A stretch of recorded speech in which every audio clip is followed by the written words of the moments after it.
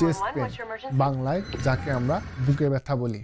বাংলাদেশে প্রায় অধিকাংশ রোগী বুকে ব্যথা নিয়ে হসপিটালে আসে, যার মধ্যে প্রায় রোগীরই হার্টের সমস্যা ধরা পড়ে।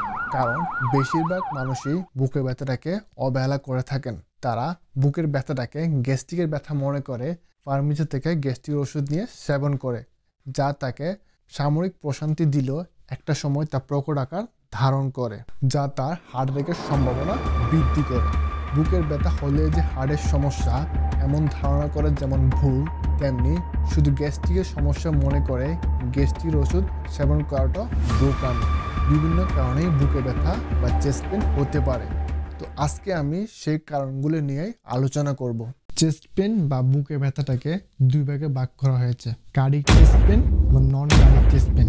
কার্ডিক চেস্ট পেন হচ্ছে হার্টের সাথে সম্পর্কিত যে কোনো বুকের ব্যথাকেই কার্ডিক চেস্ট পেন বলে, আর নন কার্ডিক চেস্ট পেন হচ্ছে হার্টের সাথে সম্পর্কিত নয় এমন যে কোনো ব্যথাকেই নন কার্ডিক চেস্ট পেন বলে। তো আমি আপনাদেরকে কার্ডিক এবং নন কার্ডিক চেস্ট পেনের কিছু উদাহরণ দিচ্ছি, যাতে আপনারা বুঝতে পারেন কোন রোগের বা সমস্যার কারণে কার্ডিক চেস্ট পেন হয় আর কোন কোন সমস্যা বা রোগের জন্য নন কার্ডিক চেস্ট পেন হয়ে থাকে।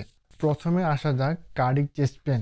কার্ডিক চেস্ট পেনগুলা যে কারণে হতে পারে তার মধ্যে নাম্বার 1 হচ্ছে মায়োকার্ডিয়াল ইনফ্রাকশন বা হার্ট অ্যাটাক, নাম্বার 2 হচ্ছে মায়োকার্ডিটিস, নাম্বার 3 হচ্ছে পেরিকার্ডিটিস, নাম্বার 4 হচ্ছে কার্ডিওমায়োপ্যাথি, নাম্বার 5 হচ্ছে অ্যানজাইনা এবং নাম্বার 6 হচ্ছে বাল্ব ডিজিজ। এই ডিজিজগুলো মূলত হার্টের যে কোনো সমস্যাজনিত কারণেই হয়ে থাকে।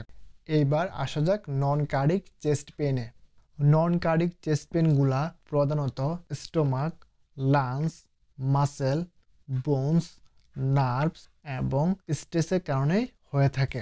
যে ডিজিজগুলোর কারণে সাধারণত নন কার্ডিক চেস্ট পেন হয়ে থাকে তাদের মধ্যে সবচেয়ে কমন ডিজিজগুলো হচ্ছে জিইআরডি বা গ্যাস্ট্রোইসোফেগাল রিফ্লেক্স ডিজিজ, 2 নম্বর হচ্ছে গ্যাস্ট্রাইটিস, 3 নম্বর হচ্ছে হার্টবার্ন, 4 নম্বর হচ্ছে নিউমোনিয়া, 5 নম্বর হচ্ছে রিফ্র্যাকচার অ্যান্ড ইনজুরি, 6 নম্বর হচ্ছে অ্যাংজাইটি, 7 নম্বর হচ্ছে panic attack and mental stress.